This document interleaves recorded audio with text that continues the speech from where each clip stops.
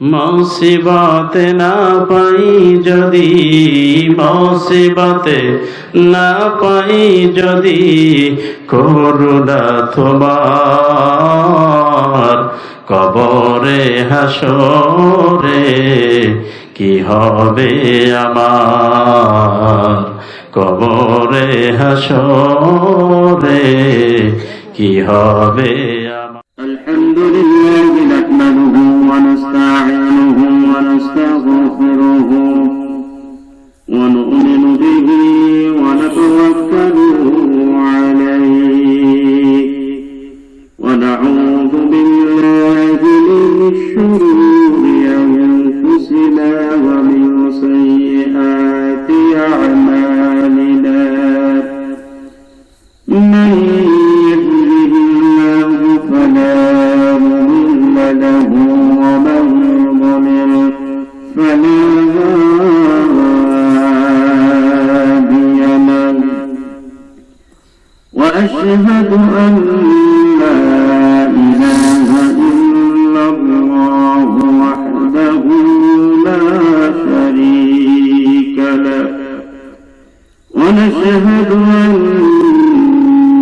سيدنا وسندنا وطبيب قلوبنا وطبيب حبيبنا ومولانا محمدا عبده ورسوله الذي أرسله بالحق بشيرا ونذيرا وداعيا إلى الله بإذنه وسراجا وقمرا منيرا. أعوذ بالله من الشيطان الرجيم. بسم الله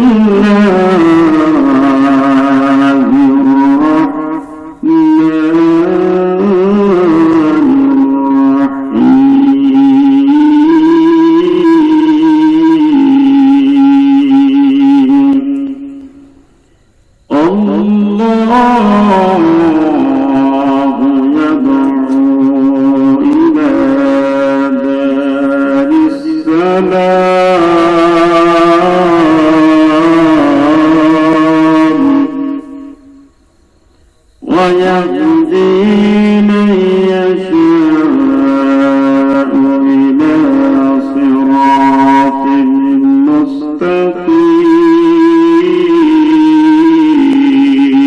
مستقيم. وقال صاحب القرآن صلى الله تعالى وعلى آله وأصحابه وبارك وسلم. قال النبي صلى الله عليه وسلم: المرء مع من أحبه. رواه البخاري. إن الله وملائكته يصلون على النبي. يا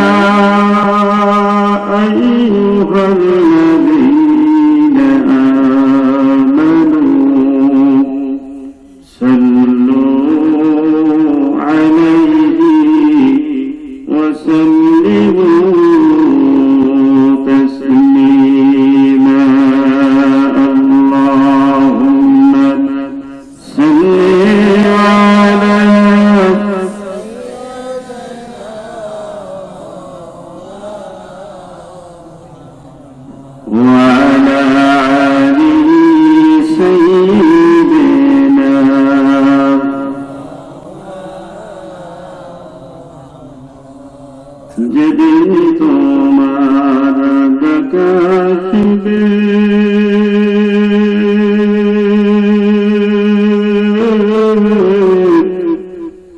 এই দুনিয়া শরীকে আপন পোশাক খুলে নিবে সাদা কাপড় পরিতে আল্লাহুম্মা সাল্লি আলা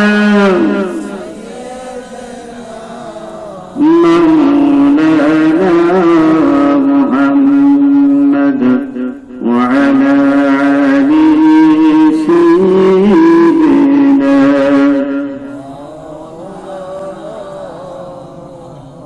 লা ইলাহা ইল্লাল্লাহ লা ইলাহা মারহাবা লা ইলাহা ইল্লাল্লাহ লা ইলাহা ইল্লাল্লাহু ইল্লাল্লাহ পড়েন না ইল্লাল্লাহু ইল্লাল্লাহ সুবহানাল্লাহ ওয়ালহামদুলিল্লাহ লা ইলাহা সবাই সুবহানাল্লাহ ওয়ালহামদুলিল্লাহ লা ইলাহা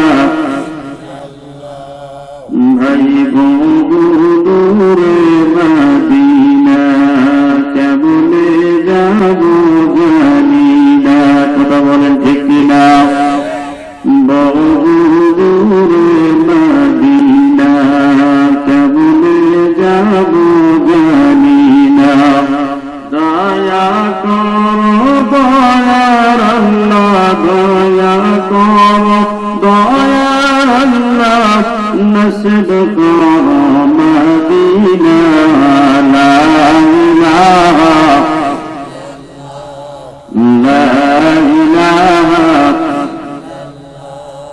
লা ইলাহা মসজিদ করকে কাবা বানাবো কলম করকে মদিনা বরকন মারহাবা মসজিদ করকে কাবা বানাবো কলম করকে মদিনা যাই নামাজ বিছিয়া দেখবো যাই নামাজ বিছিয়া দেখবো ওই না সোনার মদিনা লা ইলাহা লা ইলাহা লা ইলাহা ইল্লাল্লাহ মুহাম্মাদুর রাসূলুল্লাহ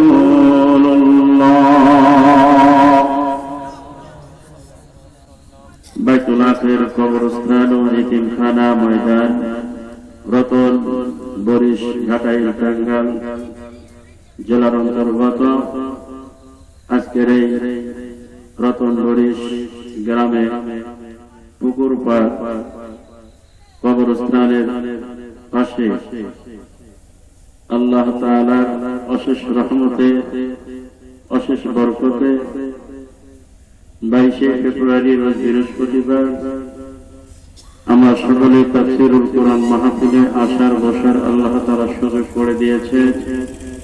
বিস্তীর্ণ আকাশ ও জমিনের মালিক যে আল্লাহ, আপনাকে আমাকে যে আল্লাহ সৃষ্টি করেছে, সে মালিকের দরবারে অগণিত শুকর ও সুরত পেশ করছি। জবান খুলে আওয়াজ করে উচ্চ কণ্ঠে মহব্বতে সকলে পড়ে দিচ্ছি আলহামদুলিল্লাহ।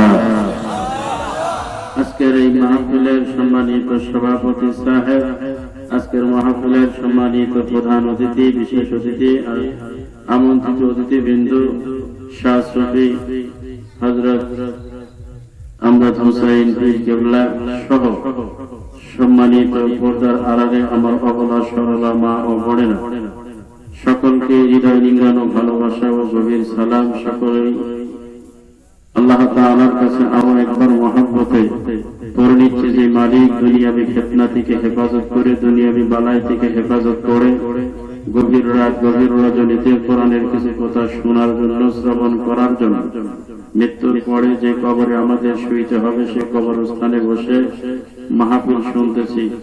আগামীকালকে মসজিদের মাইকে এলান হতে পারে আপনার আমার নাম, ঠিক না ব্যাঠি? আগামীকালকে আপনার আমার জানাজা রাখা হতে পারে, ঠিক না ব্যাঠি? আগামীকালকে মানুষ এসে আপনাকে আমাকে বুকের উপর মাটি চাপা দিয়ে চলে যাবে। সম্মানিত উপস্থিতি, এই জন্য জবান বন্ধ না রেখে সকলেই উচ্চ কণ্ঠে আরো একবার সেই মালিকের দরবারে শুকর আদায় করছি, যে মালিক পঙ্গু হাসপাতালে রাখেন নাই, যে মালিক হাসপাতালের বেডে শোয়ান নাই, যে মালিক জেলখানায় রাখেন নাই, যে মালিক দুনিয়ার কোন মামলা হামলা থেকে হেফাজত করে খোলা আকাশের নিচে মুক্ত বাতাসে কোরআন নামের কিতাব সামনে নিয়ে কথা বলার এবং শোনার মতো তৌফিক দিয়েছে। চিৎকার করে বলুন আল্লাহু আকবার, চিৎকার করে বলুন সুবহানাল্লাহ, চিৎকার করে বলুন আল্লাহু আকবার। সম্মানিত উপস্থিতি, আপনারা সকলে কেমন আছেন? আপনারা ভালো আছেন? আপনাদের দোয়ায় আমিও ভালো আছি। সুদূর অক্টোবর থেকে শুরু হয়েছে, রোজার একদিন আগ পর্যন্ত প্রোগ্রাম চলছে, চলবে। কোরআনের আওয়াজ, আজানের আওয়াজ, মুসল্লিদের সংখ্যা, আল্লাহ তাআলা দুনিয়াবী সকল বিজাতিদের থেকে মোকাবেলা করে কোরআন নামের কিতাবের সেই, হাদিস নামের সেই, নবীর সুন্নাহ দুনিয়াতে রেখে যাওয়ার সেই প্রতিফল। দিন দিন মানুষ ইসলামের দিকে ঝুঁকিত হচ্ছে, ইসলাম গ্রহণ করছে। দিন দিন মানুষ ইসলামের দিকে আসবে। কোরআন কিতাব হাদিস, কোরআন হাদিস ইজমা কিয়াস করে রিসার্চ করলে দেখা যায় 2070 সালের পরে এমন একটা জামানা আসবে যেই দিনে এই জমিনে একজন বিধর্মী থাকবে না, সকলে ইমানদার হবে, কালেমা পড়বে লা ইলাহা ইল্লাল্লাহ মুহাম্মাদুর রাসূলুল্লাহ। এই জন্য বাজান, আজকে আমরা দুনিয়াতে আছি, কালকে থাকবো না। গত 50 বছর আগে আমাদের মা বাবা, বাপ দাদা দাদি সকলে ছিল। আপনার আমার দাদা দাদির কত রকমের ক্ষমতা ছিল, দাপট ছিল, তারা মরে গেল, পচে গেল, গলে গেল, কবর দিলাম, শেষ হয়ে গেল। আজকে আমরা আছি, আগামী 50 বছর আগামীতে আর থাকবো না, ঠিক না ঠিক? এই জন্য আসুন, আল্লাহ পাকের কালাম থেকে ছোট্ট একটি আয়াতুল কারিমা তেলাওয়াত করেছি, নবীজির হাদিস থেকে অসংখ্য হাদিস থেকে একটা হাদিস তেলাওয়াত করেছি। এর উপরে কিছু কথা আমি বলবো, আমরা শুনবো। আল্লাহ তাআলা এই গ্রামের প্রতিটি মানুষদেরকে হেদায়েত দান করুন, প্রতিটি মানুষকে আল্লাহ তাআলা কোরআনুল কারীমের শিক্ষায় শিক্ষিত করুন, ইসলামের আলো এই গ্রামে ছড়িয়ে দিক, সারা পৃথিবীর মুমিন মুসলমানকে কবুল করুক, সকলে বলেন আমিন। আলোচনার শুরুতেই আমি জানতে চাচ্ছি, এই এলাকায় কি মানুষ এই কয়েকটি না আরো আছে? কথা বলেন, আরো আছে? তাহলে আপনারা মনে বুঝেন না, এই জন্য বসে আছেন, ঠিক কিনা? আর যারা বুঝে তারা ঘরেতে শুয়ে আছে, ঠিক কিনা বলে? আমার ভাইয়েরা, এই মাহফিলটা করার জন্য আজ থেকে বহুদিন আগে প্রস্তুতি গ্রহণ করা হয়েছে, মাইকিং হয়েছে, প্যান্ডেল হয়েছে। আজকে যিনি আমাদের সম্মানিত চেয়ারম্যান সাহেব, উনি কিন্তু আজকের ফোনে এখানে আসেন, ঠিক না ভাই? কমপক্ষে 20 দিন আগে, 15 দিন আগে, 1 মাস আগে শিডিউল দেওয়া হয়েছে। আমি একটা মানুষ, মাওলানা আবুল কালাম আজাদ নাদরি সাহেব আজকে এখানে আসি নাই, আজকের ফোনে কমপক্ষে 1 মাস আগে আমাকে ফোন করা হয়েছে। তাহলে আমি যদি 1 মাস আগে আমি যদি 1 তারিখ ঠিক রেখে সুদূর ঢাকা থেকে আপনাদের মাঝে আসতে পারি, আর এই প্যান্ডেলের সাথে যাদের ঘর তারা আসেন নাই, আসতে পারে নাই, আমি তো মনে করি পৃথিবীতে এদের মতো কপাল পোড়ার হতভাগা আর আল্লাহর জমিনে একটাও হতে পারে না। কথা বলেন, ঠিক কিনা? আল্লাহ তাআলা বলেন, এই বাইতুল আখির গোরস্থান, এটা এমন একটা মাহফিল, পৃথিবীর সব জায়গায় সব প্রভাব চলে, কিন্তু এই কবরস্থানে কোনো প্রভাব চলে না, ঠিক না বেঠিক? এই কবরে 3টা প্রশ্নের উত্তর নিয়ে দুনিয়া থেকে বিদায় নিতে হবে। 3টা প্রশ্নের উত্তর ছাড়া আজ পর্যন্ত পৃথিবীতে নবী রাসূল থেকে শুরু করে, সাহাবা থেকে শুরু করে, তাবী থেকে শুরু করে, পীর মাশায়েখ বুজুর্গানে দিন প্রত্যেকে এই কবরের জন্য কান্না করেছে, কবর দেখে ক্রন্দন করেছে। হযরতে জিন্নুরাইন ওসমান যাকে জান্নাত থেকে একটা সার্টিফিকেট দলিল নামা দিয়েছে, সাতকাওয়ালা দলিল। যত রকমের দলিল আছে তার মধ্যে সাতকাওয়ালা দলিলটা হলো গুরুত্বপূর্ণ, কার্যকারী, ঠিক কিনা? এই সাতকাওয়ালা দলিল দিয়ে টিক চিহ্ন দেওয়া হয়েছে, জান্নাতের গেটে এসে কাঠ পাস করবা, জান্নাতে ঢুকে যাবা। এই জিন্নুরাইন কবর দেখলে গুনগুন গুনগুন করে কাঁদে।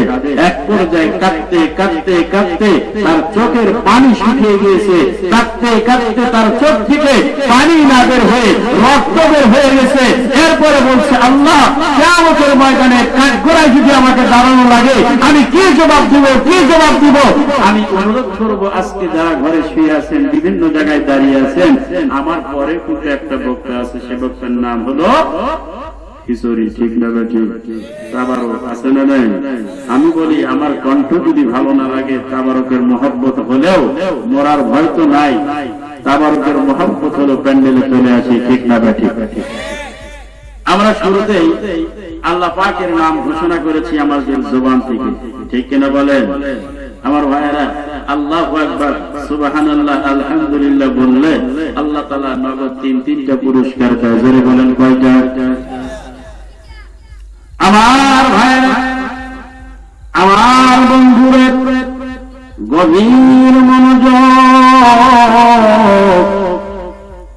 আল্লাহু রাব্বুল আলামিন ডাক দিয়ে বলেন, রকম বরিশালা কেন মানুষ কান ফলায়া শুনে নাও, যদি এই জমিনে কোন ব্যক্তি বসে আল্লাহু আকবার, সুবহানাল্লাহ, আলহামদুলিল্লাহ পাঠ করে, একটা নয়, দুইটা নয়, তিনটি পুরস্কার আমি বান্দার আমলনামায় দিয়ে দেই। এক নাম্বার পুরস্কার কি বাজান? আল্লাহ তাআলা বলেন, আল্লাহু আকবার জবান থেকে আওয়াজ করলাম, আমি আল্লাহু রাব্বুল আলামিন মৃত্যুর সময় তোমার কপালে জান্নাতের একটা সিল মেরে দিব। সুবহানাল্লাহ। দুই নাম্বার হলো পুরস্কার, আমার আল্লাহ তাআলা বলেন, যে রিজিকের জন্য হয়রানি, পেরেশানি, অস্থিরতা, যে রিজিকের জন্য মানুষ মাথার ঘাম পায়ে ফেলে খুন করে, গুম করে, হত্যা করে, পলিসি করে, রাজনীতি করে, ব্যবসা করে, বাণিজ্য করে, খেতে খামারে কাজ করে, ও বাজান, পৃথিবীর এমন কোন জায়গা নাই, একমাত্র পেট নামক জায়গাকে ঠান্ডা করার জন্য মানুষ পরিশ্রম করে। আমার আল্লাহ তাআলা বলেন, আল্লাহু আকবার জবান থেকে আওয়াজ করতে দেরি, আমি আল্লাহ ওয়াদা করে দিলাম, ইন্নাল্লাহু রাজ্জাকু যুল কুওয়াতিল মাতিন।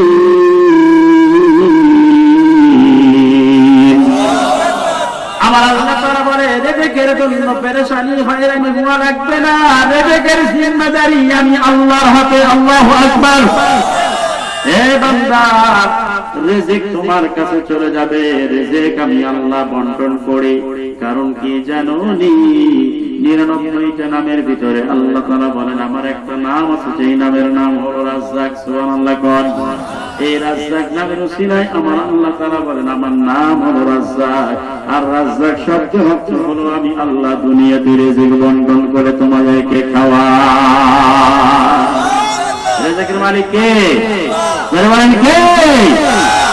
আমার আল্লাহ বলে, রিজিক আমি তোমারে দেই, রিজিক তোমারে খাওয়াই। রিজিকের জন্য পেরেশানি হওয়া লাগবে না, এই রিজিকের জন্য চিন্তা করা লাগবে না।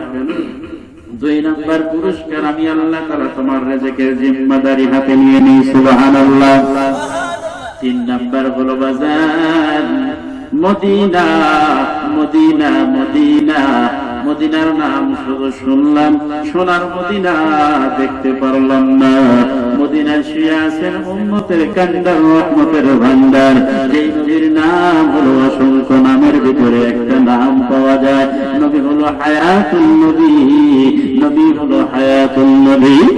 মালিক রাহমাতুল্লাহি তাআলা বলেন, আমি মদিনায় গেলাম, নবীজির শিয়রের পাশে বসে আল্লাহর নবীকে গুনগুন করে করে কেঁদে কেঁদে ডাকছিলাম, ও নবী গো দেখা দাও, গো নবী দেখা দাও। এমন কথা বলতে দেরি কবর থেকে নবী মুহাম্মদ রাসূলুল্লাহ এসে আমার শিয়রের পাশে বসে বলে, মালিক তুমি আমারে ডাকো কেন? এ মালিক তুমি দেখো কে কি চাও মালিক বলে দুনিয়ার কোনো কিছু চাই না, আমার এই চোখ দিয়ে শুধু আপনাকে দেখতে চাই, কারণ আপনাকে দেখলে দুজকের আগুন হারাম হয়ে যাবে, আপনাকে দেখলে দুনিয়ার সমস্ত ক্লান্ত দূর হয়ে যাবে। কারণ জানেন নি খুতবাতুল আহকামের ভিতরে লেখা আছে মান যারা কবরি ওয়াজাবাত লাহু শাফাআতি, যে ব্যক্তি আল্লাহর নবীর রওজা মুবারক জিয়ারত করবে, আল্লাহর নবীর রওজা মুবারকের পাশে দাঁড়ায় যাবে, আল্লাহর নবীর রওজার পাশে দাঁড়ানোর সাথে সাথে সালাম যখন দিয়ে দেয়, সালাম দিতে দেরি হয়ে যায়, আমার নবী সালামের উত্তর টাস করে নিয়ে নেয়। সুবহানাল্লাহ। নবীর রওজা দেখে আমার মন ভরে না, দিদার দাও গো শাহে মদিনা, দিদার দাও গো শাহে মদিনা। ইয়া রাসূলুল্লাহ ইয়া হাবিবাল্লাহ, আল্লাহু আকবার। আরশের মেহমান করিলেন আল্লাহ, কত শান কত মান নূর নবী কামলিওয়ালা, ওগো মদিনাওয়ালা। সুবহানাল্লাহ কান্না। ও বন্ধুরে, নবীকে দেখার পরেও কাফেররা ঈমান আনে নাই। নবীকে দেখে পাখিরা কালেমা পড়লো, নবীকে দেখে পশু পাখিরা কালেমা পড়লো, মানুষ হইয়া নবীকে দেখার পরে ঈমান আনে নাই। নবীর গায়ে থুতু নিক্ষেপ করেছে, নবীর গায়ে পাথর মেরেছে। সোনার ভাই গো, আল্লাহু আকবার জবান থেকে উচ্চারণ হইতে দেরি হয়ে যায়। আমার আল্লাহ তাআলা ডাক দিয়ে বলে আমি মদিনাওয়ালা, রাহমাতুল লিল আলামিনের হাতে হাত রেখে তোমার জান্নাতে বানায়া দিব। এজন্য আমার বাজান সুবহানাল্লাহ আলহামদুলিল্লাহ পড়তে দেরি হয়ে যায়। আল্লাহ পাক বলেন দুনিয়াতে রহমত দিতে আমি দেরি করি না, কারণ কি জানি দুনিয়াতে বড় বড় গাছের পাতাগুলো গুনতে যায়, কিন্তু তেঁতুল গাছের পাতাগুলো গুনে শেষ করা যায় না। তেঁতুল গাছের ডাল যদি একটা কেটে দেওয়া হয়, সকাল থেকে সন্ধ্যা হয়ে গেলে গুনতে পারবেন না। আমার আল্লাহ তাআলা বলে বান্দা জমিনে যখন আল্লাহু আকবার সুবহানাল্লাহ আলহামদুলিল্লাহ জিকির করো, ওই জান্নাতুল ফিরদাউসের ভিতরে সারা রোপণ করলা, ওই সারা যখন রোপণ করলা, মৃত্যুর পরে আম্মা জান আয়েশা সিদ্দিকা রাদিয়াল্লাহু তাআলা আনহা জান্নাতের গেটে দাঁড়ায় থাকবে, আর সুবহানাল্লাহ নামক গাছের ফল তোমারে খাওয়ায় দিবে।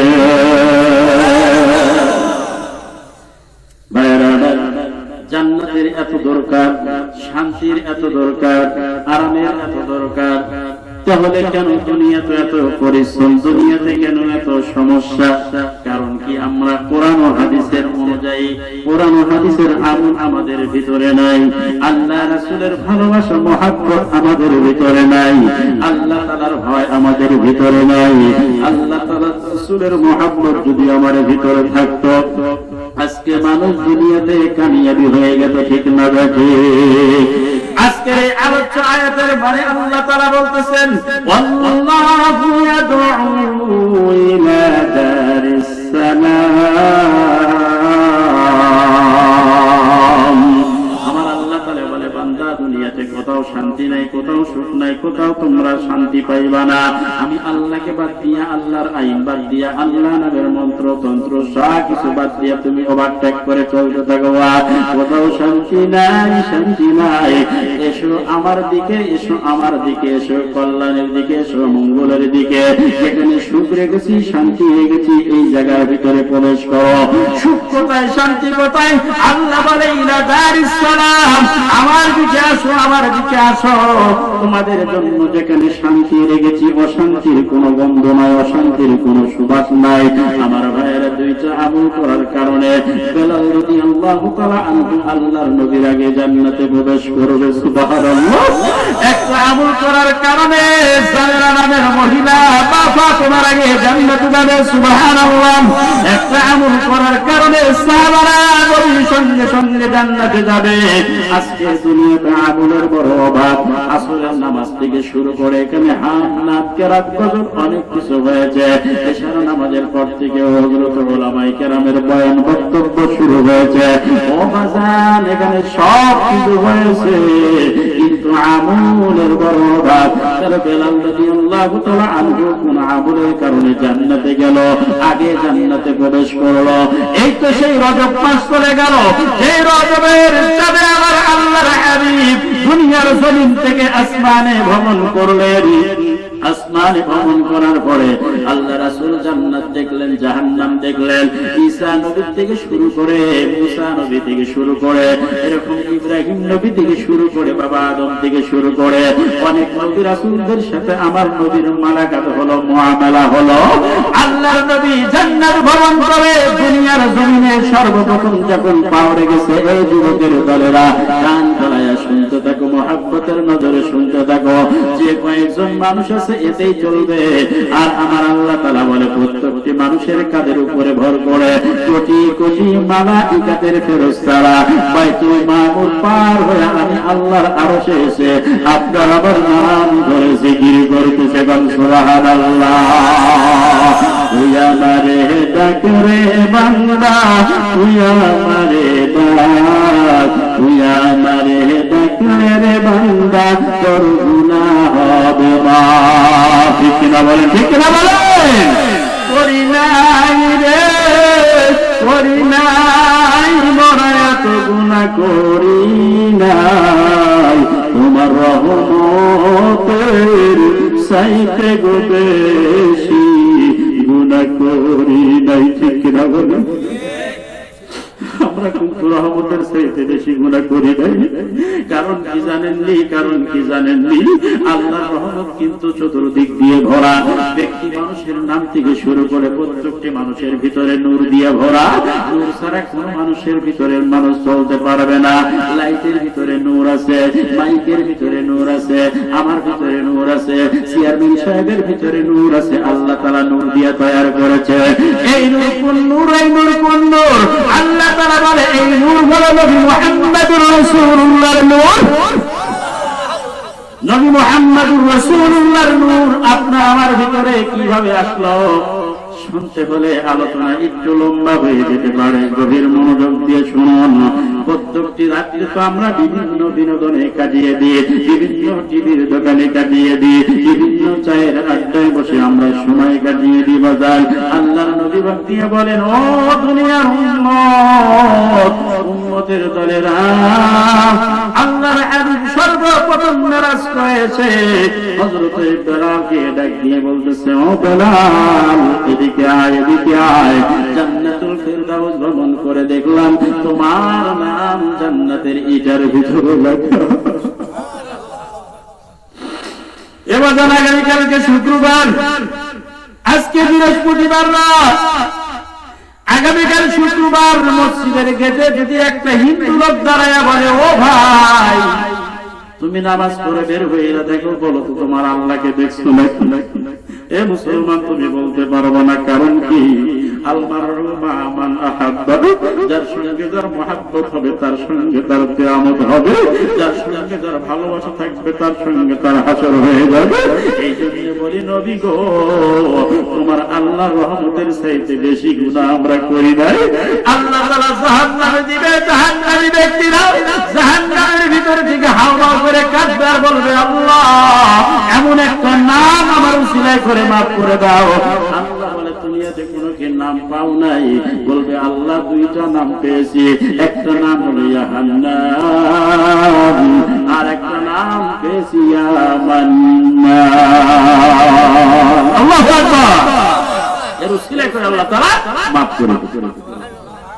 বেলালকে ডাক দিয়ে বলে, বেলাল, কি আমল করেছ? বাচ্চাদেরকে থামিয়ে দেন। কি আমল করেছ? বেলাল রাদিয়াল্লাহু তাআলা আনহু বলেন, নবীজি, মসজিদে আযান দিয়েছি, মসজিদের খেদমত করেছি। বেলাল ডাক দিয়ে বলে, হুজুর, আপনার সঙ্গে সময় দিয়েছি, কোরআন হাদিসের সঙ্গে সময় দিয়েছি, ইত্যাদি ইত্যাদি, কই আমার তো কোনো আমল নাই। আজকে আমলটা শিখিয়ে দিয়ে যাব, যদি করতে পারেন আপনিও বেলালের সঙ্গে নবীর আগে জান্নাতে যাবেন। বেলাল চোখের পানি ছেড়ে যে বলে, ইয়া রাসূলুল্লাহ, ইয়া হাবিবাল্লাহ, এমন কোন আমল আমার ভিতরে নাই যে আমলের কারণে আপনার আগে আমি জান্নাতে যাব। আল্লাহর নবী বলেন, না না, তুমি এমন একটা আমল করেছো, এমন একটা আমল তোমার ভিতরে আছে। ডাক দিয়ে বলে, আল্লাহর নবী, একটা মাত্র আমলের কথা আমার মনে পড়ে। আপনি জানো মসজিদ আকসা যখন গেলেন, মসজিদে আকসার মধ্যে যাওয়ার পরে বুরাকটা যখন একটা পিলারের সঙ্গে বাঁধন করলেন, বাঁধন করার পরে আপনি নতুন করে ওযু করলেন। ওযু করার পরে যখন আপনি সর্বপ্রথম তাহিয়াতুল ওযুর নামাজ আদায় করলেন, এই ওযুর নামাজটা আমি এক্সট্রা ভাবে যখন ওযু করি তখনই পড়ি, যখন ওযু করি তখনই পড়ি। আল্লাহর হাবিব ডাক দিয়ে বলে, হ্যাঁ হ্যাঁ বেলাল, এই ওযুর কথাই তো আমি বলতেছিলাম। যে ব্যক্তি দুনিয়াতে তাহিয়াতুল ওযু, ওযু করা অবস্থায় মসজিদে প্রবেশ করে, মসজিদে দাখিলুল মসজিদ আদায় করবে আর তাহিয়াতুল ওযুর নামাজ আদায় করবে, আল্লাহ তাআলার হাবিব বলে, বেলাল, জান্নাতের লাল ঘোড়ার উপরে উঠে আমি হাঁটবো, আর ওই ঘোড়ার রশি ধরে ধরে তুমি আমাকে জান্নাতে নিয়ে যাইবা। তাহিয়াতুল ওযুর নামাজ আমাদের ভিতরে নাই, আছে নাকি? মসজিদে গেলে পরে ইমাম সাহেবের খুতবা যদি হয় লম্বা, ভুরু কুঞ্চিত করি, কেরাত যদি হয় লম্বা, গলার ভিতরে আওয়াজ শুরু হয়ে যায়। মসজিদের মিম্বারে বসে যদি আলেম সাহেব বেশি কথা বলে, তারপর লোকমা পড়ে যায়, ঠিক না বেঠি? কিন্তু আল্লাহ কই থাকে, আল্লাহ কই থাকে বান্দা দেখতে হবে, জানতে হবে। এই যে বান্দুদের দুই আঙ্গুল নিচে মওলার একটা ঘর আছে, যেই ঘরের নাম হলো কাবা, যেই ঘরের নাম হলো দিল, যেই ঘরের নাম হলো হার্ট, যেই ঘরের নাম হলো হৃৎপিণ্ড, যেই জায়গার নাম হলো কলিজা, যেই জায়গার নাম হলো মাইকা, আর আল্লাহর হাবিব বলে সেই জায়গার নাম হলো কাবা। আল্লাহু আকবার। আলা ইন্না ফিল জাসাদা ফিল মুতাকাব, এই হাদিসগুলো যখন নাযিল হলো, লোকমান হাকিম ডাক দিয়ে বলেন, আমি জ্ঞানী হয়ে গেলাম। কে যেন আমার মালিকের কাছে, মনিবের কাছে বিচার দিল। মনিব আমাকে পরীক্ষা করার জন্য ডাকলো, হ্যাঁ লোকমান, তুমি জ্ঞানী হয়েছো, তুমি কি কারণে জ্ঞানী হয়েছো আমি তোমারে পরীক্ষা করতে চাই। আমার হাজার হাজার ছাগলের পাল, ভেড়ার পালের ভিতর দিকে দুইটা ছাগল নিয়ে আসো, এই ছাগলখানা তুমি জব করে ওই জিনিসটা আমাকে দিবা। এই ছাগলের ভিতরে যে জিনিসটা আল্লাহ তাআলা গুরুত্বপূর্ণ রেখে দিয়েছে সেই জিনিসটা দিবা। এবার ছাগলের মালিক লোকমান হাকিমকে যখন প্রশ্ন করলো, লোকমান হাকিম প্রথম ছাগলটা জব করলো, জব করার পরে কলিজা নিয়ে লোকমান হাকিমের কাছে রেখে দিল। পরের ছাগলটা জব করলো, ওই কলিজা নিয়ে লোকমান হাকিমের কাছে রেখে দিল। লোকমান হাকিম ডাক দিয়ে বলে, ও আমার মনিব, ও আমার ছাগলের মালিক, এই জায়গায় তো পবিত্র, আর এই জায়গায় হলো মানুষের ভিতরে, ছাগলের ভিতরে সবচেয়ে দামি। বললো, কিভাবে দামি হয়? লোকমান হাকিম ডাক দিয়ে বলে, বন্ধুদের দুই আঙ্গুল নিচে, নারী হোক পুরুষ হোক, প্রত্যেকটা মানুষের ভিতরে, মানব টাক্সারের ভিতরে এক টুকরো গোস্ত দিয়েছে। এই গোস্তের টুকরাকে যদি পাক পবিত্র করে আসতে পারো, তাহলে তোমার মানব টাক্সারটা পাক হবে, পবিত্র হবে। আর মানব টাক্সারটা পাক পবিত্র করতে হলে তিনটা উসিলা তোমার দুনিয়াতে আছে, এই তিনটা আমল করলে তোমার ওই মানব টাক্সারটা পবিত্র হয়ে যাবে। এই মানব টাক্সারটা পবিত্র করতে হলে ওলামায়ে কেরামের কাছে যেতে হবে, আলেমদের কাছে যেতে হবে, ফকিহগণের কাছে যেতে হবে। ইমাম আবু হানিফা রাহমাতুল্লাহি আলাইহি লেখেন উনকি কিতাবের ভিতরে আল্লাহ তাআলা কত সুন্দর করে কথাটা এমন সুন্দর করে বিশ্লেষণ করেছে। আমার কলিজার ভিতরে যে কলিজা আছে, চেয়ারম্যান সাহেবের ভিতরে সেই কলিজা আছে, আপনাদের ভিতরে যে কলিজা আছে, আমার আলমগীর ভাইয়ের ভিতরে সেই কলিজা আছে। বন্ধুরে, এই কলিজাকে পাক পবিত্র করে কবরে আসো, মাটি তোমারে খাবে না, তোমাকে কবর সালাম দিয়ে দিবে। আল্লাহু আকবার। মাটি তোমারে কোনো কিছু বলবে না, পোকা খাবে না, বিচ্ছু খাবে না। এখন এই জিনিসটা কলিজা মাইটা পরিষ্কার যদি না হয়, নোংরা যদি আবর্জনা হয়ে যায়, এই কলিজা কেটে যদি মানুষের সামনে রাখা হয়, ওই কলিজা দিয়ে পানিগুলো বের হয়ে যায়। ওই পানিটাই হলো কলিজার ভিতরে অসুখ, ওই পানিটাই হলো কলিজার ভিতরে নাপাক, ওই পানিটাই হলো কলিজার ভিতরে নোংরা ভরে গেছে। এই জন্য এই জন্য ফানাফি শাইখ, ফানাফির রাসূল, ফানাফিল্লাহ বা কাবিল্লাহর স্তরে পীরদের আলামতে, আউলিয়াদের আলামতে এই জিনিসটাকে এমন করে ব্যবহার করা হয়েছে। বিলকুতুবি ওয়াল আসল, সকাল এবং সন্ধ্যা তুমি জিকির করো লা ইলাহা ইল্লাল্লাহ, লা ইলাহা, লা ইলাহা ইল্লাল্লাহ মুহাম্মাদুর রাসূলুল্লাহ সাল্লাল্লাহু আলাইহি ওয়াসাল্লাম। এমন করে যখন জিকির করবা, ডান থেকে এনে আল্লাহ নামের শব্দটা সামনে নিয়া বাম থেকে হু করে কলিজার মধ্যে লাগাইয়া দিবা। ওই গোশতের টুকরাটা অটোমেটিক পাক এবং পবিত্র হয়ে যাবে। আল্লাহু আকবার। পাক পবিত্র হয়ে যাবে। দুই নাম্বার কারণে পাক হবে। দুই নাম্বার কারণ হলো আল্লাহ কুরআনুল কারীম আমাদের ঘরের ভিতরে আছে না নাই? এই কুরআন কিয়ামতের ময়দানে মুসিবতের দিনে মাথায় দাঁড়িয়ে যাবে। সুবহানাল্লাহ বলেন। মাথায় দাঁড়িয়ে আল্লাহর কুরআন আল্লাহর সাথে সাক্ষী দিবে, সুপারিশ করবে। ও মাবুদ, আজকে যে ব্যক্তিকে তুমি এই রতনদিঘি থেকে তুমি জাহান্নামে দিয়েছো, এই ব্যক্তি যদি জাহান্নামে চলে যায়, আমি কুরআনুল কারীম তার সঙ্গে জাহান্নামে চলে যাব। আল্লাহ তাআলা কুরআনকে প্রশ্ন করবে, হে কুরআন, তুমি ওই ব্যক্তির সঙ্গে কেন জান্নাতে যাইবা, কেন জাহান্নামে যাইবা? আল্লাহর কুরআন ডাক দিয়ে বলবে, কবরস্থানের পাশে একটা ইতিমখানা করা হয়েছে, এই ইতিমখানার মধ্যে কুরআনুল কারীম শিক্ষা দেওয়া হয়, এই কুরআনুল কারীমকে সুন্দরভাবে আলোচনা করা হয়।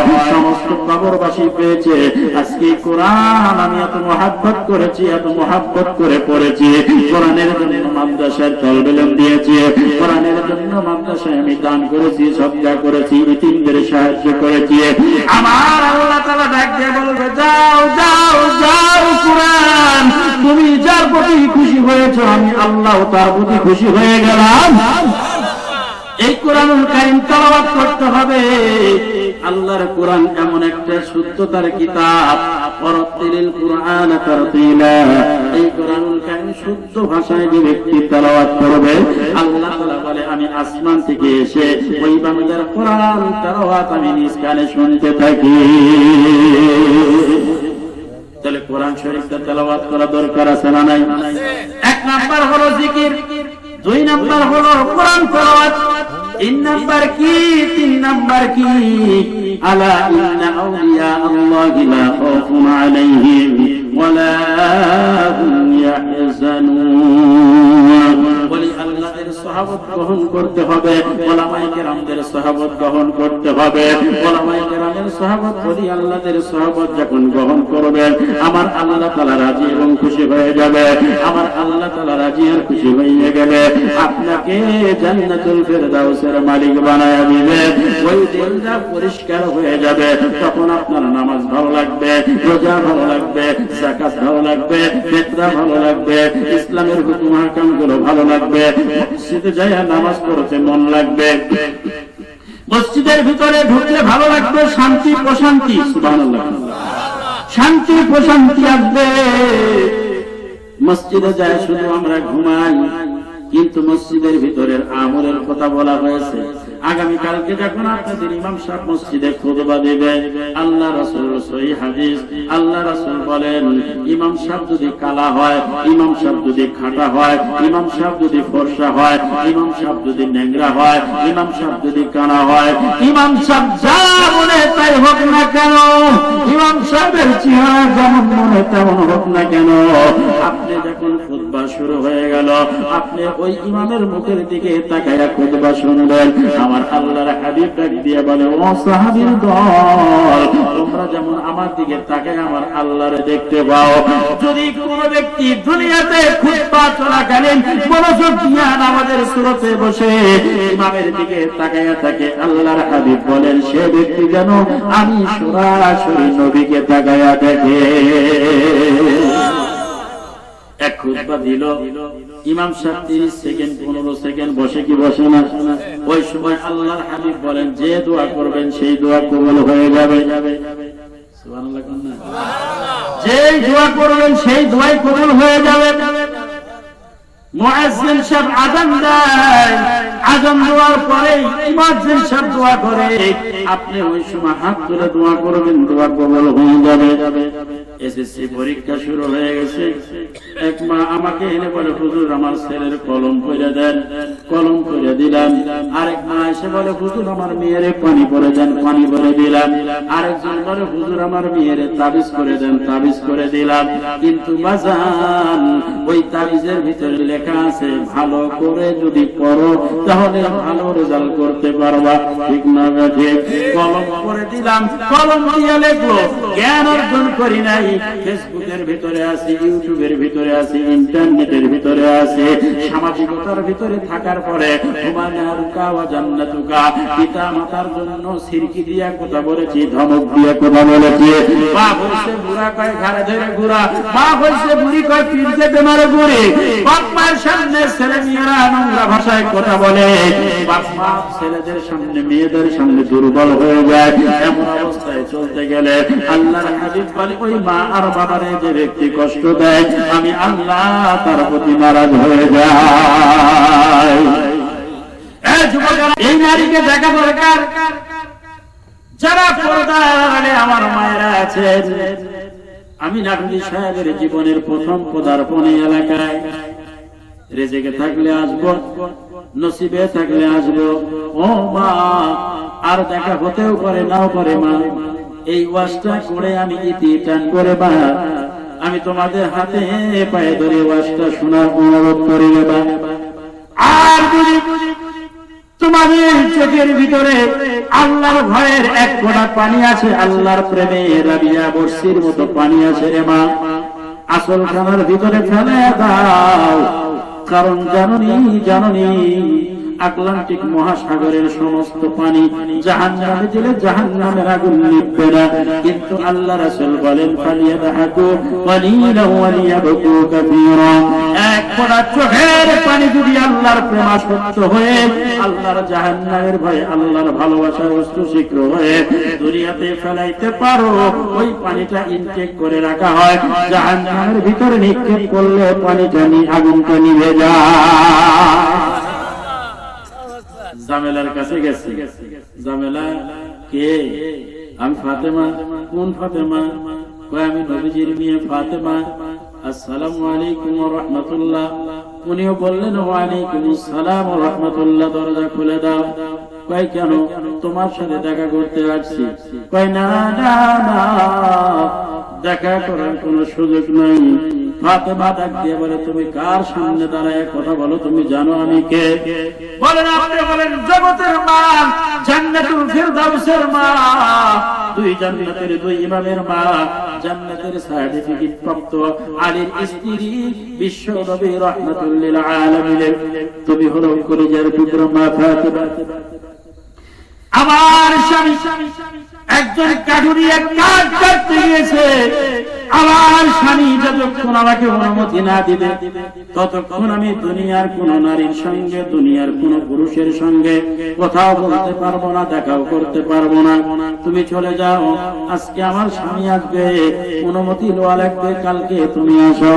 আগামীকাল সকালবেলা মা যখন রওনা দিয়েছে, হাসান ডাক দিয়ে বলে, মা তুমি কার বাসায় যাও? কই যাও? আমিও তোমার সাথে যাব। হাসানকে নিয়ে বাড়ি পর্যন্ত গিয়েছে। বাড়ি পর্যন্ত যাওয়ার পরে এবার ডাক দিয়ে বলে, ফাতেমা দরজাখানা খুলে দাও। ও জামেলা দরজা খুলে দাও, আমি আসছি। এবং হাসান ডাক দিয়ে বলে, মা তুমি কার সামনে এমন করে কথা বলো? যার কাছে তুমি দরজা খোলার জন্য অনুরোধ করো, সে কে? এবার জামেলা ডাক দিয়ে বলে, ফাতেমা আমি তোমার সাথে আজকেও দেখা করতে পারবো না। তাই কেন গো পারবো না?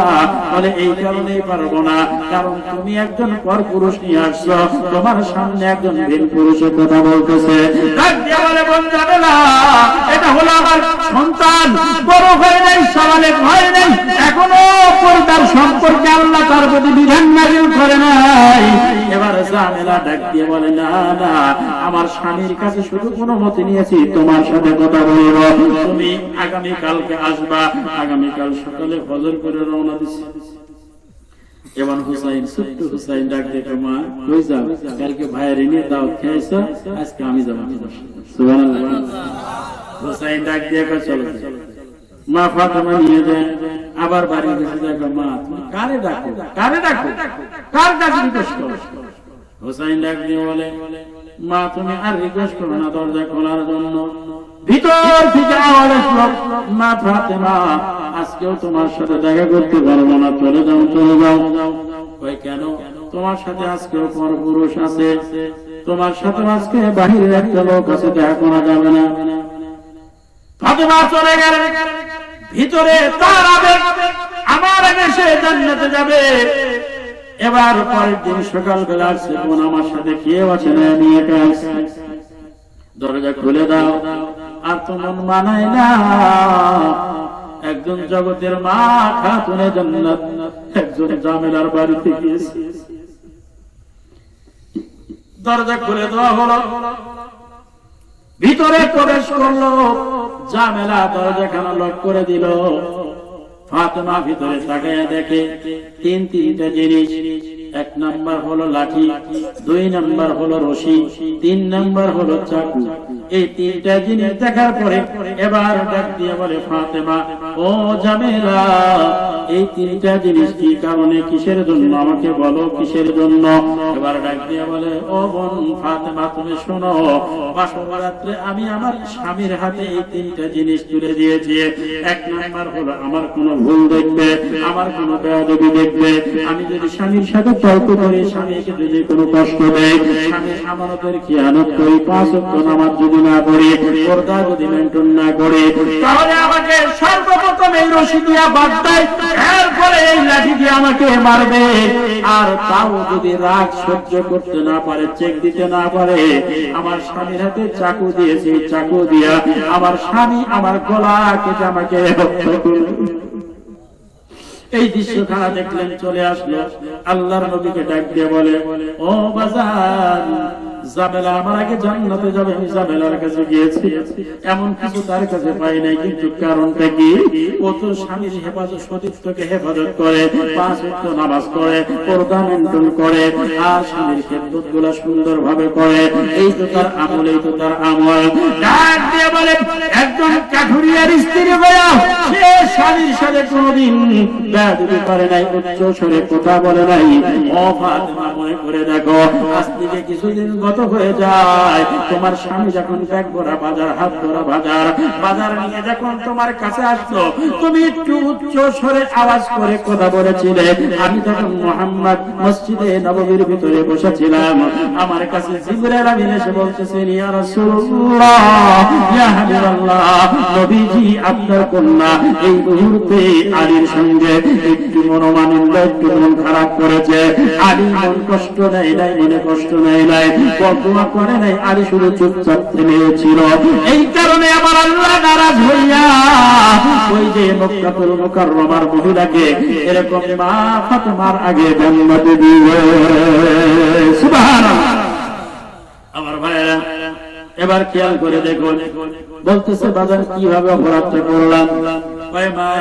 আমি একটা রুমাল তোমার দিয়েছিলাম, এই রুমালটা তুমি কই থেকে আনছো? আমি আনছি, তুমি জানো? কয় না। আব্বা তুমি কই থেকে আনছো? আমি তো জানি না। মা আর বাপে আর মেয়ে কি সুন্দর কথা বলে, এই যারা মেয়ে বিয়ে দিচ্ছেন তারা জানে, যাদের নাতি পুতি হয়েছে তারা জানে। আরে মেয়ের ভালোবাসা, বাবার ভালোবাসা, বাবা একটা কত বৃক্ষ ফল, এই বাবার ভালোবাসাতে কি মুহাম্মদ আর মুহাম্মাদের মেয়ে কথা বলতেছে, আল্লাহু আকবার, মন দিয়ে কথা বলতেছে।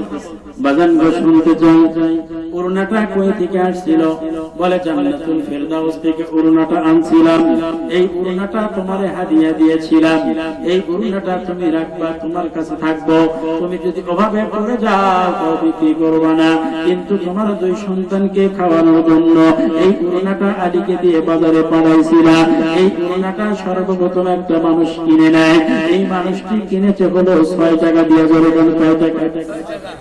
6 টাকা দিয়ে কিনে তোমার স্বামী যখন বাড়ির দিকে আসতেছিল, ঠিক সেই সময় রাস্তার মধ্যে দুইজন পাগড়িওয়ালা জুব্বা পরে দাঁড়ায় আছে।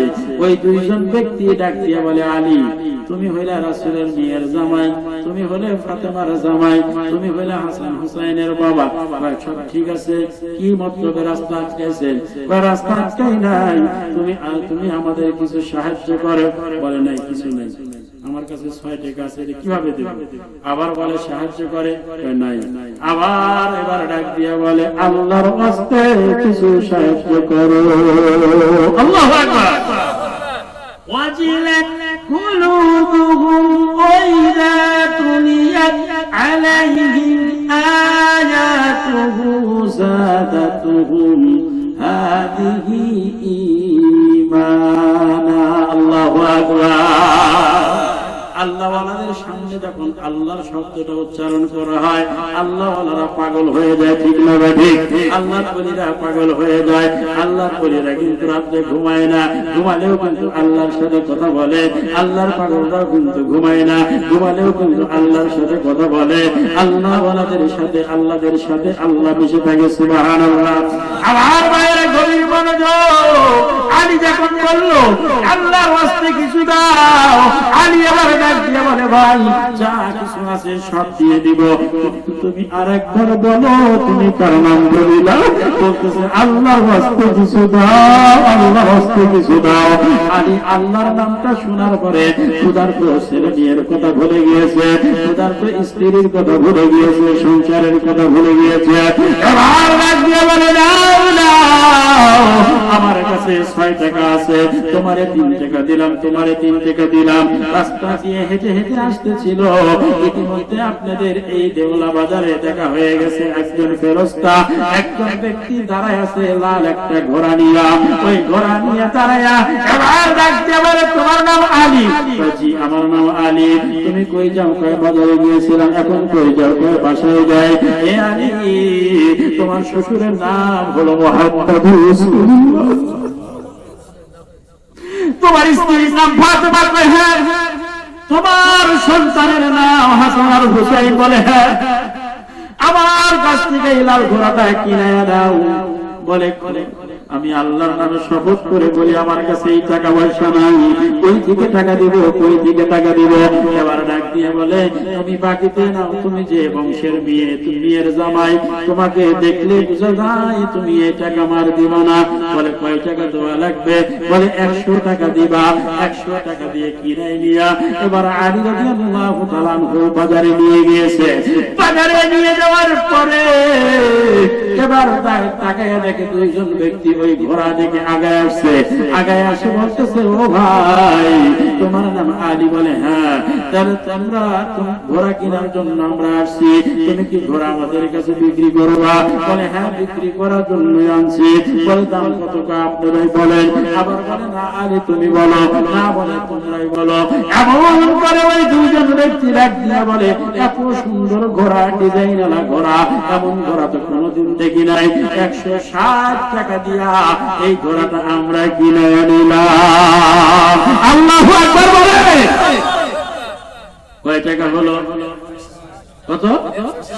160 নিয়া আলী গুনতে গুনতে যাইয়া ওই ফেরেশতারে 100 টাকা দিয়ে দিছে। থাকে কত? 60 টাকা নিয়া বাজারে যাইয়া যত বড় বড় মাছ, রুই কাতলা, ইলিশ, আরে বোয়াল মাছ, সব কিছু নিছে। ঠিক না ঠিক? তো বাজার আমার যেখানে থাকি, চেয়ারম্যান সবাই তো চিনবে, কামাল উদ্দিন শিকদার, উনি হলেন বর্তমান চেয়ারম্যান উপজেলার কালিয়াকুড়ে। আহা, এমন একটা সবিপুরে বাজার আছে। এই বাজারে আপনাদের এই সিরাজগঞ্জ, ভুয়াপুর, এই মধুপুর থেকে ঘাটাইল থেকে বড় বড় মাছগুলো যায়। ঢাকা শহরে যত বিল্ডিং আছে, আপনাদের এই এলাকার বাড়িগুলো যায় ওই দেশের বিল্ডিং হয়। ঠিক না ভাই? এই জায়গায় ওই হাটের ভিতরে মাঝে মাঝে আমি প্রবেশ করি। যারা বড় বড় জুট ব্যবসায়ী, বড় বড় কোটি কোটি টাকার মালিক, এক একটা বোয়াল ইয়া বড়, বিশাল বড়, এই বোয়ালের দাম 27 থেকে 28 হাজার টাকা। এখন চিন্তা করে দেখেন কোন গরিবের মানুষের কি ওই মুখে যাবে?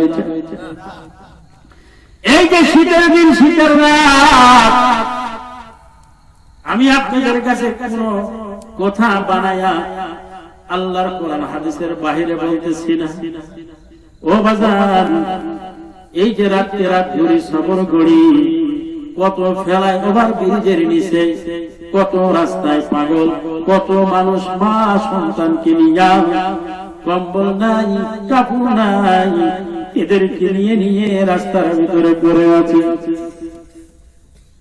চিন্তা করে দেখ, এই যে কত ফল ফুল চলে গেল, ওই গরিবের কপালে যায় না। আমি ঢাকার আগে স্কুলে গিয়েছিলাম, স্কুলে যাওয়ার পরে স্কুলের বারান্দায় দাঁড়িয়ে আছে, বড় লোকের ছেলে গাড়িতে উঠতেছে, জুসের বোতলটা মুখে দিল, মুখে দিয়া ওই জুসের বোতল গাড়ি থেকে ফেলাইয়া দিছে, গাড়ি থেকে ফেলাইয়া দিছে। ওই যে রাস্তার সন্তানেরা যাইয়া ওই বোতলটা হা করে ধরে আছে, এক ফোঁটা কি দুই ফোঁটা পড়ছে, ওই খাইয়া তারা শুকরিয়া আদায় করে। ঠিক না বেঠিক?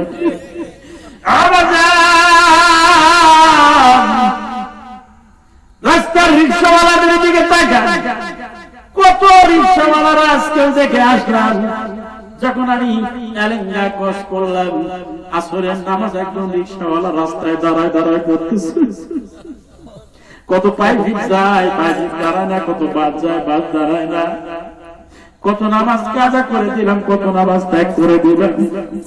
একদিন আমার মসজিদের রিক্সাওয়ালারে কষ্ট করলাম, ভাই রিক্সা চুরি হবে না। হুজুর, গরিব মানুষ জানি তাই গাই, আমি আল্লাহর নামাজ করি, আল্লাহ আমার রিক্সা পাহারা দিবে। কত বড় ঈমান!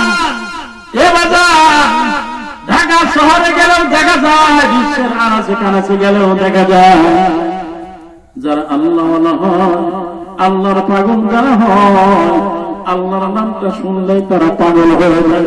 সুবহানাল্লাহ। আলী বড় বড় মাছ সব কিছু বাজার টাজার করে যাক আনন্দের সাথে বাসায় যাচ্ছে, বাসায় যায়, বাসায় যায়, বাড়ির ভিতরে প্রবেশ করলো। ইতিমধ্যে ফাতেমা ঘরের ভিতর থেকে এসে জোরে আলীকে ডাক দিয়ে বলে, দাঁড়াও। এই কথাটা বলছে, আওয়াজ বেশি হয়েছে। আওয়াজ বেশি হওয়ার কারণে আলী ব্যাগটা হাতে নিয়ে দাঁড়ায় গেছে, চুপচাপ, আর কোনো কথা বলে না। আমার মায়েরা, আজকে আমাদের ঘরের ভিতরে স্ত্রী, মা, শাশি, খালা, ফুফু, জামাইদের এমন রিমাইন্ডে রাখে, জামাই বউয়ের কাছে ইতিম হয়ে যায়। ঠিক কিনা? আছে না? আর যুবক বিদেশ থেকে আসে, আইসা বউয়ের হাতে ভালো মন্দ দেয়, মা আড়াল থেকে তাকায় থাকে, মা আড়াল থেকে তাকায় থাকে। ছেলের বউ মিষ্টি হাতে নিয়ে একটা বুড়ি টাকা, দেখ তোর সন্তান তোর দিল না, হামাক দিল। ঠিক না? 1990 সালের ঘটনা।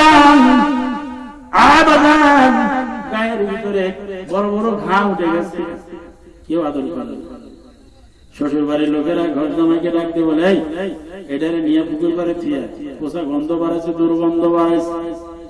আর হয়েছে যে মায়ের গর্ভে ছিলাম, মায়ের পেটের ভিতরে ছিলাম, সেলাইনের তারের মাধ্যমে আল্লাহ 10 মাস 10 দিন খাওয়াইছে। সুবহানাল্লাহ। একদিন একটা রাতের মায়ের হিসাব করে দেখেন না, এই যাদের স্ত্রী বিয়ে করছে, তারা বাচ্চা কাচ্চা, তারা দেখো খেয়াল করে, নিশিরাত মা জানলা ধরে দাঁড়ায় আছে, আব্বা ডাক দিয়ে বলো, রহিমের মা জানালা ধরে দাঁড়ায় আছো কেন?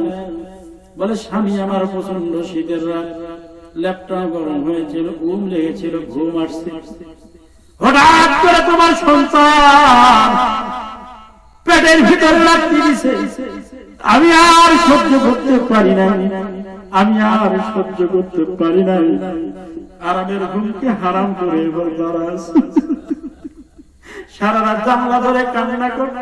সকালবেলা মা মুখটা ধৌত করে পাড়া প্রতিবেশী মহিলার সামনে যায় দাঁড়ায়, মহিলারা দাঁড়ায়, ও রহিমার মা তোমার চোখে পানি পায় না, মুখ ধুয়েছে। মা ব্যথার কথা বলল না, মা হাসি মুখে কাটাইয়া দিল। ও বাজার, বয়ান আমি শেষের দিকে নিয়ে আসতেছি, আর আমি লম্বা করবো না। যদি কখনো সুযোগ সুবিধা হয় এলাকায় আসি, আমার ভিজিটিং কার্ড নাম্বার রেখে দিবেন। ইউটিউবে, ফেসবুকে, মেসেঞ্জারে আমাকে পাওয়া যাবে, আমাকে পাওয়া যাবে এশিয়া মহাদেশে। আমি বাহিরে প্রোগ্রাম করেছি, সবর করেছি। ও বন্ধুরে, আমি আপনাদের সামনে প্রাণ খুলে আজকে যে কয়েকটি কথা বললাম, আল্লাহ আমল করার মতো সুযোগ করে দিক, বলেন আমিন। আমার বন্ধুরে, আমি যখন বাহিরে যাচ্ছিলাম, আমার ভাইয়েরা ট্রেনের ভিতরে একজন এমবিবিএস ডাক্তারের সঙ্গে কথা হলো, সরকারি কর্নেল। ওই ব্যক্তি ডাক দিয়ে বললেন, হুজুর মায়ের গল্পই শুনছেন, মায়ের কথাগুলোই শুনছেন, কিন্তু মা যে কি বদবৃক্ষ ফলে মায়ের ইতিহাস তো জানেন না। মায়ের শুকনা অভাবের ভিতরে আমার বাবাই যখন পানিটা দিল, ওই পানিটা যাওয়ার কারণে মাসিক বন্ধ হয়ে গেল। রক্ত বন্ধ হয়ে যাওয়ার পরে মায়ের ওই কোষা রক্তের ভিতরে গোবরের পদ্ম ফুল ফুটে যখন ফুলের আকৃতি ধারণ করছে, ঠিক ওই জায়গায় থেকে আমার আল্লাহ রব্বুল আলামিন মায়ের ইঞ্চিটাকে উপরে করে দিল, আর ছেলে বাচ্চাকে নিচে, বাচ্চাদেরকে নিচে করে দিল। বাচ্চা যখন বড় হয়, কলিজা তখন উপরে ওঠে, আরো যখন বড় হয়, আরো যখন উপরে ওঠে, উঠতে উঠতে উঠতে উঠতে আমি মায়ের গর্ভে থেকে একটা না দুইটা নয়, আমি 4,500 মায়ের পেটে লাথি দিয়েছি। 4,500 লাথি দিয়েছি। এ যুবক, কান গলায় শুনো, এমন কথা পাইবা না। 4,500 লাথি দেওয়ার পরে আমি মায়ের পেটে ঐতিহাসিক 3টা জোরে লাথি দিয়েছি। এমবিবিএস ডাক্তারের কথা শুনে আমি বললাম, ভাই, জীবনে হাদিস কোরআন পড়েছি এমন গভীর ভাবে ভাবি নাই। উনি মিশকাত শরীফ থেকে একটা হাদিস শোনাইলেন, হাদিস থেকে শোনার পরে এই রিসার্চটা করে আমাকে শোনাইলেন। হুজুর ডাক দিয়ে বলে, আপনার আমার মায়ের গর্ভে আমরা 4,500 লাথি দেওয়ার পরেও ঐতিহাসিক 3টা লাথি দিয়েছি। এই 3টা লাথি এত মারাত্মক লাথি, জীবনে এমন লাথি কেউ দেয় নাই। 1 নম্বর লাথি হলো যখন দিয়েছি, মায়ের এই হলকুম থেকে শুরু করে নাভি পর্যন্ত একটা পর্দা থাকে, ওই পর্দাটা আল্লাহর কুদরতে ফেটে যায়। ওই পর্দাটা ফাটার কারণে এখন মা জ্ঞান হারিয়ে ফেলে। মায়ের ছোট্ট একটা আটকখানার ভিতরে থেকে আমি সন্তান দুনিয়াতে আসলাম, বালতি বালতি রক্ত খরচ করলো, মা জ্ঞান হারিয়ে ফেললো। মায়ের কোনো জ্ঞান নাই, মা অজ্ঞের অবস্থায় পড়ে আছে। আমি যখন দুনিয়াতে আসলাম, আসার পরে আমার জবান থেকে বের হয়ে গেল,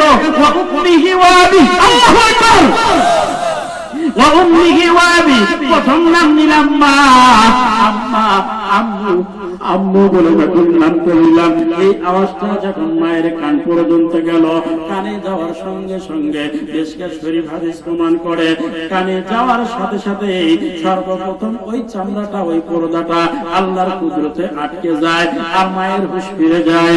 আমি ডাক দিয়ে বললাম, ডাক্তার, ওখানে কি মলম লাগে না, ওখানে কি কোনো সিলাই লাগে না, আর ওই ঘাটাকে কোনোদিন শুকায় না? ডাক দিয়ে বলে, না না, ওই ঘা কোনোদিন শুকায় না। ছেলে যদি বিদেশে যায়, মায়ের মনটা ছেড়ে কখন আসবে বাসা ফিরিয়া? ঠিক না বলে? মা তাকায়া থাকে, মা তাকায়া থাকে। প্রবাসী সন্তান যদি মা বলে চিৎকার দেয়, মা জমিন থেকে এরকম সাউন্ড পায়, নিঃশ্বাস পায়, গন্ধ পায়, মা বুঝতে পারে। কারণ কি জানেননি, ওই মায়ের পর্দার ওই ঘাটা কোনোদিন শুকায় না। পৃথিবীর যে কোনো প্রান্ত থেকে যদি মা বলে ডাক দেয়, ওই মা তার কষ্টটা অনুভব করতে পারে। মা এমন একটা বড় বৃক্ষ বলে, এই মা যাদের নাই, মা যাদের নাই, মায়ের কবরের পাশে দাঁড়ায় যাইবা, মায়ের জন্য দান করবা।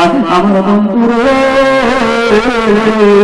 আমি দেখতে চাই এমন কলিজা সিরা, এমন অন্তর সিরা, এমন নারী কাটা সন্তান এখানে কে বসে আছো যাদের মা 10 বছর হয়ে মারা গেছে, যাদের মা 5 বছর হয়ে মারা গেছে, যারা মা বাপ দেখেন নাই, জন্মের পরেই মা মারা গেছে, এমন সন্তান দুনিয়াতে আছে। ও বন্ধুরে, এমন একটা মা, এমন একটা মা, এই মায়ের ঘরটা রয়ে গেছে, মায়ের চশমাটা রয়ে গেছে, মায়ের কাপড় চোপড় রয়ে গেছে। এই জন্য কবি লিখেছে, এই সেই ঘর, এই সেই বিছানা, বিছানার পাশে আছে পানের বাটা, চশমাটা পরে আছে পাশে, শুধু মানে শুধু মানে, শুধু বাবা নেই, শুধু মানে। দরজাটা খুললে খেয়ে যায় ধোকা, মা বুঝি বলল এলো নাকি খোকা, বুকের ভেতরটা নড়াচড়া দিয়ে ওঠে, চোখ বেয়ে জল নেমে আসে, শুধু মা নাই, শুধু বাবা নেই, শুধু মা নেই।